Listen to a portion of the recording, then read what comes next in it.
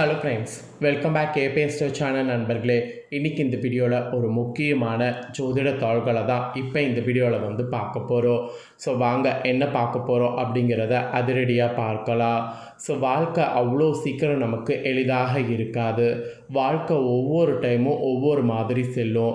அப்படி செல்லுவதை கண்டிப்பாக நாம் தெரிஞ்சுக்கிட்டோன்னு வச்சுக்கோங்களேன், கண்டிப்பாக வாழ்க்கையில் பெரிய பிரச்சனைகள் ஏற்படாமல் தப்பித்து கொள்ளலாம். ஸோ அந்த மாதிரி வாழ்க்கை சம்மந்தப்பட்ட ஒரு முக்கிய விஷயத்தை தான் இப்போ இந்த வீடியோவில் பார்க்க போகிறோம். ஒரு மாதம்னு எடுத்துக்கிட்டால் அந்த மாதத்தில் நிறைய முக்கியமான நாட்களும் கிரக பயிற்சிகளும் வந்து வரும். அதில் சில நாட்கள் வந்து ஆன்மீக ரீதியாக ரொம்ப முக்கியமான நாள் என்று சொல்லலாம். ஆன்மீக ரீதியாக முக்கியமான நாள் அப்படின்னு சொல்லும் போது நம்ம நினைவிற்கு வருவது ஒரு மாதத்துடைய அமாவாசை பௌர்ணமி என்று குறிப்பிடலாம். ஒரு மாதத்தில் இந்த 2 நாள் மட்டுமே எல்லாருக்குமே தெரியும், எல்லாருமே வழிபாடு செய்வோம். அந்த மாதிரி இப்போ ஜூன் மாதத்தில் அமாவாசையானது வரப்போகுது. கரெக்டாக ஜூன் மாதம் 14ஆம் தேதி அன்னைக்கு தமிழ் மாதம் வைகாசியுடைய 31ஆம் நாள் ஞாயிற்றுக்கிழமை அமாவாசை வரப்போகுது. இப்போ வரக்கூடிய அமாவாசை ஒரு ஸ்பெஷல் அமாவாசை. ஏன்னா இந்த வைகாசி மாதத்தில் 1ஆம் தேதி பிறந்த அன்றைக்கும் அமாவாசை வந்தது. வைகாசி முடியக்கூடிய அந்த 31ஆவது நாளும் அமாவாசை வருது. ஒரு மாதத்தில் ஒரு அமாவாசை வரும், ஆனால் இந்த வைகாசி மாதத்தில் தான் 2 முறை அமாவாசை வருது. அதனால் இந்த 2வது முறை வரக்கூடிய இறுதி அமாவாசை ரொம்ப ஒரு சிறப்பான அமாவாசை என்று சொல்லலாம். இந்த அமாவாசையில் ஸ்பெஷலாக கிரகங்கள் அமையிறதை தொட்டு ஒவ்வொருவருக்கும் தலையெழுத்து மாறும். அதில் சிம்மம் ராசிக்காரங்களுக்கு என்ன மாதிரி தலையெழுத்து மாறும் அப்படிங்கிறத தான் இந்த வீடியோவில் வந்து பார்க்க போகிறோம். அதோடு அமாவாசைங்கிறது நிறைய பேர் பார்த்திங்கன்னு வச்சுக்கோங்களேன், சாதாரண முன்னோர்களை வழிபாடு செய்யக்கூடிய நாளுன்னு நினைக்கிறோம். ஆனால் முன்னோர்கள் வழிபாடு மட்டும் இல்லாமல் இந்த நாளில் பார்த்திங்கன்னு வச்சுக்கோங்களேன், நாம் வந்து பரிகாரமும் செய்தால் வாழ்க்கை மாறும். அதனால் இந்த அமாவாசையில் என்ன பரிகாரம் செய்தால் உங்கள் வாழ்க்கை மாறும் அப்படிங்கிறதையும் சொல்ல போகிறேன். ஸோ வீடியோவை வந்து ஸ்கிப் பண்ணாமல் பாருங்கள்.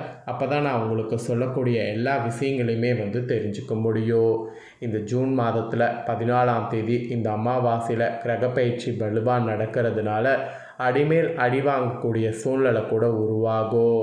அதனால் உங்கள் ராசிக்கு தப்பிக்க எளிய பரிகாரங்கள் பலன்கள் எல்லாமே இந்த வீடியோவில் தெரிஞ்சுக்குங்க. இந்த ஜூன் மாத அமாவாசை அன்னைக்கு கிரக பயிற்சி பார்த்திங்கன்னு வச்சுக்கோங்களேன், ஜோதிட சாஸ்திரத்தின்படி வலுவாக நடக்கிறதுனால பொதுவாக கஷ்டகால ஆரம்பிக்க இருக்குது.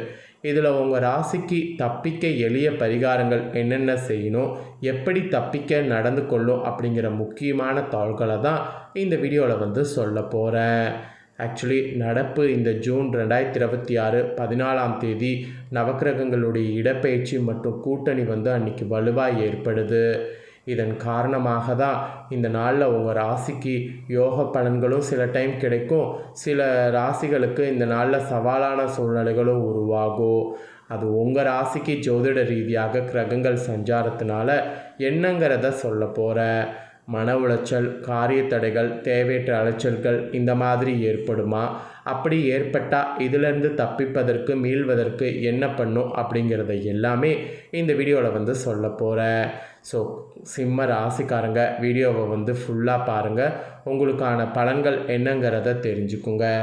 இந்த பலன்களை தெரிஞ்சு இதற்கேற்ப நடந்துக்குங்க. சரி வாங்க பலன்களை இப்போ உங்கள் ராசிக்கு பார்க்கலாம். உங்களுக்கு கிரகநிலை முதல்ல எப்படி அமைஞ்சிருக்குங்கிறத சொல்லிடுறேன். ஏன்னா கிரகநிலை அமையிறத தெரிஞ்சுக்கிட்டிங்கன்னா தான் கரெக்டாக இருக்கும். சிம்மம் ராசிக்காரங்க மகம் பூரம் உத்திரம் 1ஆம் பாதத்தில் பிறந்தவங்களுக்கு நான் சொல்லக்கூடிய கணிப்பு கரெக்டாக இருக்கும். உங்களுக்கு கிரகநிலைன்னு பார்த்திங்கன்னு வச்சுக்கோங்களேன், இந்த வைகாசி அமாவாசையில் இப்படி தான் அமைஞ்சிருக்கு. ராசியில் கேது, சுகஸ்தானத்தில் சந்திரன், கலஸ்தரஸ்தானத்தில் ராகு, அஷ்டமஸ்தானத்தில் சனி, பாக்கியஸ்தானத்தில் செவ்வாய், தொழில் ஸ்தானத்தில் சூரியன், லாபஸ்தானத்தில் புதன் சுக்கிரன், அயனசைன போகஸ்தானத்தில் குரு, இந்த மாதிரி கிரகநிலைகள் உங்களுக்கு அமைஞ்சிருக்கு. இப்படி கிரகநிலைகள் அமைந்த அடிப்படையில் தான் உங்களுக்கான பலன்களே பார்த்திங்கன்னு வச்சுக்கோங்களேன் குறிப்பிடப்படுது. ஸோ என்ன பலன்கள் அப்படிங்கிறத இப்போ நான் உங்களுக்கு விளக்கமாக சொல்கிறேன். உங்களுக்கான பலனை இந்த வீடியோவில் விளக்கமாக வந்து தெரிஞ்சுக்குங்க. இதற்கேற்ப நடந்து சிம்ம ராசிக்காரங்க இந்த அமாவாசையிலிருந்து பலன் பெறுங்க. வாங்க உங்களுக்கான பலனை அதிரடியாக இந்த வீடியோவில் பார்க்கலாம். அதிகார தோரணையும் எடுத்த முடிவை மாற்றிக்கொள்ளாத குணமும் உடைய சிம்ம ராசிக்காரங்களுக்கு இந்த அமாவாசையிலிருந்து சின்ன விஷயத்துக்கு கூட கோபம் வரலாம். அதனால் நிதானமாக இருப்பது நன்மை தரும். அதோடு பணவரவு உங்களுக்கு இருக்கும். வேற்றுமொழி பேசக்கூடிய நபரால் நன்மை உண்டாகும். அது மட்டும் இல்லாமல் புத்தி சாதுரியத்தால் எதையும் சமாளிக்கிறதுக்கு வாய்ப்பு கிடைக்கும். வீண் அலைச்சல்கள் ஏற்படும். அதனால் நீங்கள் நினைப்பது படி மற்றவர்கள் நடந்து கொள்ளாததால் டென்ஷன் ஏற்படலாம். அதெல்லாம் கொஞ்சம் நீங்கள் மாற்றிக்க பாருங்கள். நீங்கள் மற்றவங்க உங்களுக்கு ஏற்ற மாதிரி நடந்துக்காமல் இருக்கிறத நீங்கள் கோவப்படுறதை விட அவங்கள கண்டுக்காமல் போகிறது இந்த அமாவாசையிலேருந்து நல்லது. அதனால் கண்டுக்காமல் போங்க. அதுதான் உங்களுக்கு டென்ஷன் குறைக்கிறதுக்கு ஒரே வழி.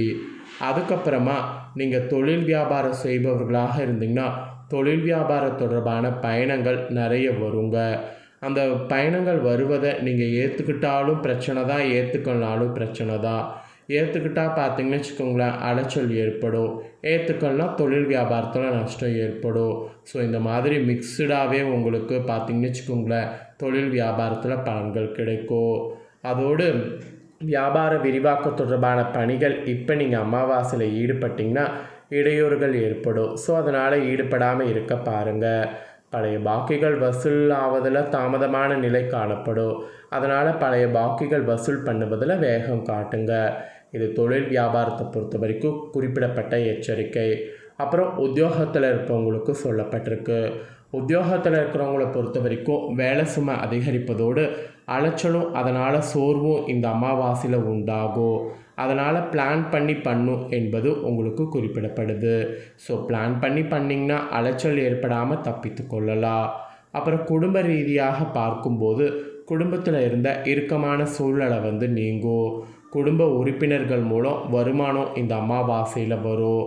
அது மட்டும் இல்லாமல் நீங்கள் சொல்ல எப்பேற்பட்டாவது காப்பாற்றுவீங்க.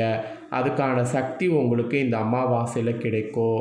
ஒரு சில பணி காரணமாக இந்த அமாவாசையில் வீட்டை விட்டு வெளியில் தங்க வேண்டிய சூழ்நிலை வரும். அந்த மாதிரி வரக்கூடிய நேரத்தில் நீங்கள் தைரியத்தை மட்டும் இழக்காதீங்க.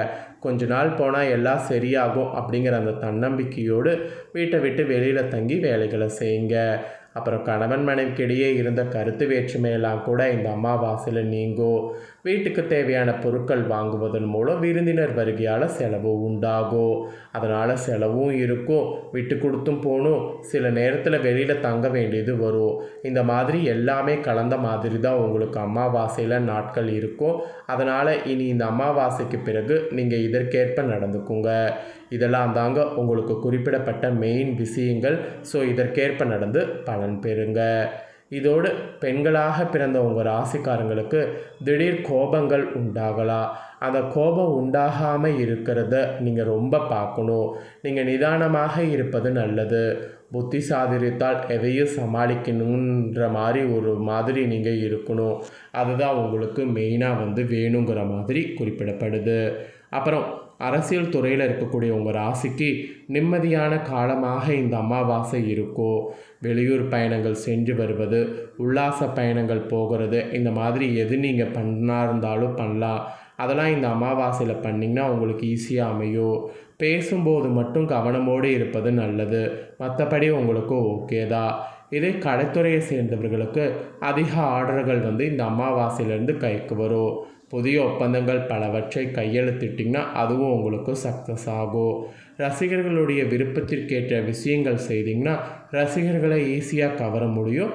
அதனால் அதை மெயினாக ஃபோக்கஸ் பண்ணுங்கள். அப்புறம் மாணவர்கள் நீங்கள் திறமையாக செயல்பட்டிங்கன்னா கல்வியில் முன்னேற்றம் காண்பீங்க. கூடுதல் நேரம் படிக்க வேண்டியது இருக்குது. கண்டிப்பாக படித்தே ஆகணும். அப்போ தான் நினைத்த மதிப்பெண் பெற முடியும். இந்த அமாவாசையில் மாணவர்களுக்கு இப்படி தான் இருக்கணும் என்பது குறிப்பிடப்பட்டிருக்கு. இதில் உங்கள் நட்சத்திரத்துக்கு ஏற்ப பார்க்கும்போது மகமில் பிறந்த சிம்ம ராசிக்கு இந்த அமாவாசையிலேருந்து புத்துணர்வோடு காணப்பட்டிங்கன்னா பணவரவு கூடுதலாகும். ஸோ அதனால் புத்துணர்வோடு காணப்படுங்க.